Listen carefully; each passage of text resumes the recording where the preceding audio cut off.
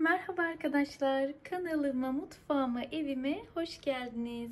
Bugün sizler için nefis bir lazanya tarifi hazırladım. Bu lazanyayı sadece 3 tane patatesle yapıyoruz.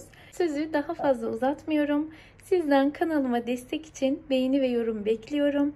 Ve hemen bu nefis tarifin yapımına geçiyorum. Burada yemeklik olarak soğanlarımı ve sarımsaklarımı doğradım. Şimdi tencereme alacağım. Güzelce kıymamı domatesle beraber baharatlarla kavuracağım. Patates lazanyamızın yapımına ilk başta kıymalı sosla başlıyoruz. Burada yemeklik olarak doğranmış bir baş soğanım var. Soğanlarım birkaç dakika kadar kavrulduktan sonra da içerisine yine yemeklik olarak doğranmış olan sarımsaklarımı ekleyeceğim. Soğanlarım yeteri kadar kavruldu. 2 baş sarımsağımı ilave ediyorum. Ve güzel bir şekilde soğanımı, sarımsağımı kavuracağım. Bu esnada isterseniz Charleston biber ya da sivri biber, kapya biber ekleyebilirsiniz. Bizim evde olmadığı için ben eklemedim. Fakat bu kıymalı sosa çok yakışacaktır. Sarımsağımız yeteri kadar kavruldu. Şimdi kıymayı ekliyoruz. Benim önceden kavrulmuş kıymam vardı. Onu kullanıyorum. Siz normal kıymayla tabii ki yapabilirsiniz. Benim kıymam kavrulmuş olduğu için pişirme işlemim tabii ki daha kısa sürecek. Bu esnada hem renklendirmek için hem de lezzet katması için buzluğumda domateslerim vardı. Bu domatesleri ekliyorum. Domates eklediğim için salça ilave etmeyeceğim. Siz isterseniz domatesiniz yoksa salçayla renklendirebilirsiniz. Salça da güzel bir tabii ki lezzet katacaktır. Şimdi tenceremizin ağzını kapatacağız. Pişirmeye bırakacağız. Bu esnada da baharatlarımızı ilave edelim. Kırmızı biber, tuz ve kekik kullanıyorum ben. Siz isterseniz damak tadınıza göre daha farklı baharatlarla da tatlandırabilirsiniz. Kıymamızın kavrulması bitti. Şöyle biraz sulu kıvamlı bir harç hazırlamamız gerekiyor. Fırında patateslerle güzelce pişeceği için patatesler bu suyu çekecek ve güzel bir şekilde yumuşayacaktır. Kıymalı harcımızı kenara aldık ve patates lazanyamızın beşamel sosunu yapmaya başlıyoruz. Burada 2 yemek kaşığı tereyağı var. Tereyağımız eridikten sonra unumuzu ekleyeceğiz ve unumuzu kavuracağız. Tereyağım yeterince kavruldu. 1,5 yemek kaşığı unum var. Onu ekliyorum ve hafif un kokusu çıkıncaya kadar güzelce kavuruyorum. Unumu yeteri kadar kavurdum. Şimdi tel çırpıcıyla güzelce çırpıyorum. Topak kalmaması lazım. Burada da 1,5 su bardağı süt var. Sütümü ekledim. Beşamel sosum koyulaşıncaya kadar güzelce çırpacağım. Bu esnada tuz ve karabiber ekliyoruz. Eğer evde varsa muskat da çok yakışıyor ama az kullanmanız lazım. Yoksa tadını bozabiliyor. Beşamel sosumuz hazırlandı. Şöyle gördüğünüz gibi koyu kıvamlı olmasına gerek yok. Yumuşak kıvamlı bir sos. Altını kapatıyoruz ve şimdi patateslerimizin doğranma işlemine geçiyoruz. Patates lazanyamız için tabii ki en önemli malzememiz patates. Şimdi ben bu patatesleri şöyle çok ince bir şekilde dilimledim. Bunu borcamımın alt kısmına döşeyeceğim. Şöyle size de göstereyim. Mümkün olduğu kadar ince dilimlemeniz gerekiyor.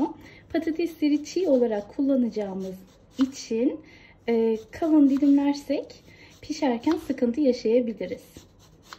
Gördüğünüz gibi mümkün olduğu kadar ince dilimliyorum. Borcamımızın tabanına bir miktar sıvı yağ döktüm. Güzelce her tarafa eşit bir şekilde dağıtıyorum. Çiğ olarak ince ince doğramış olduğum patatesleri borcamımın tabanına çok kalın olmayacak şekilde yerleştiriyorum. 2 kat yapmanız yeterli gelecektir.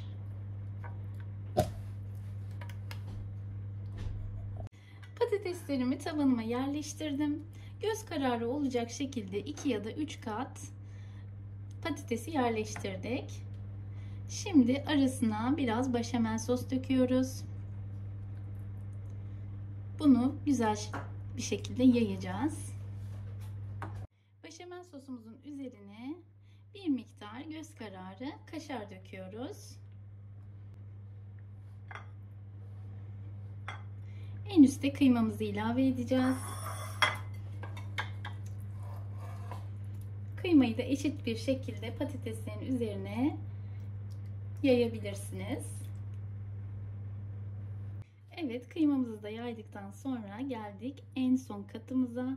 En son katımıza da tabii ki yine patateslerimizi döşüyoruz. Bütün patateslerimizi kıymanın üzerine yerleştirdikten sonra kalan beşamel sosumuzu dökeceğiz. Ve 180 dereceli fırında patateslerimiz tamamen yumuşayıncaya kadar pişireceğiz. Son kat patatesimi de döşedikten sonra şöyle beşamel sosumu güzelce patateslerin üzerine aktarıyorum ve 180 dereceli fırında pişiriyorum.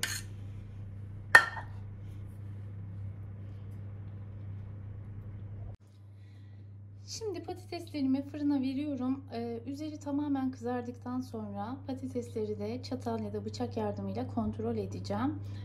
Tamamen piştikten sonra da üzerine göz kararı yaklaşık 1 su bardağına yakın kaşar peynirini rendeleyeceğim. Kaşarlar tamamen güzel bir şekilde eridikten sonra da soğutup servise sunabiliriz. Patates lazanyam güzel bir şekilde pişti. Şöyle bıçakla da kontrol ettim. Tamamen yumuşamış durumdalar patateslerim. Şimdi üzerine kaşar peyniri serpiştiriyorum. Ve tekrar bir 3-5 dakika kadar fırına vereceğim. Kaşar tamamen eridikten sonra soğuyup servise sunabiliriz. 1 su bardağı kadar kaşar peynirini patates lazanyamın üzerine serpiştirdim. Şimdi tekrar fırına vereceğim. Üzerindeki kaşar eriyip kızardığı zaman artık yemeğimiz pişmiş demektir. Patates lazanyamız pişti. Yaklaşık 45 dakikada 180 derecede pişirerek hazırlayabileceğiniz nefis bir tarif oldu. Lazanyamızın son halini de size göstermek istiyorum arkadaşlar. Hala şu an çok sıcak. Gördüğünüz gibi kaşar, kıyma, patates birbiriyle gerçekten uyumlu, nefis bir lezzet oldu. Deneyecek olanlara kolay gelsin, afiyet olsun.